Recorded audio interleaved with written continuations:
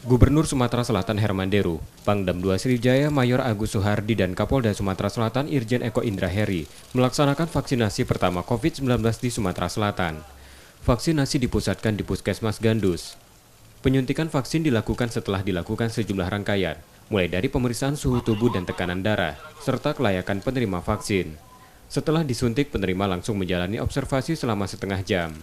Setelah vaksinasi pertama dilakukan, mereka akan menjalani vaksinasi lanjutan 14 hari kemudian. Gubernur menegaskan, vaksinasi diperlukan untuk mengatasi pandemi. Dengan berlangsung di puskesmas, vaksinasi diharapkan bisa menjangkau warga hingga ke lapisan terbawah. Harapan kita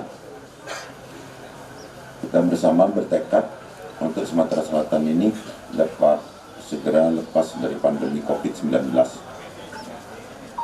Untuk itu saya sepakat juga dengan teman-teman untuk pelaksanaan vaksin ini di tengah-tengah masyarakat, di puskes atau di pelayanan kesehatan terbawah, yakni di puskesmas.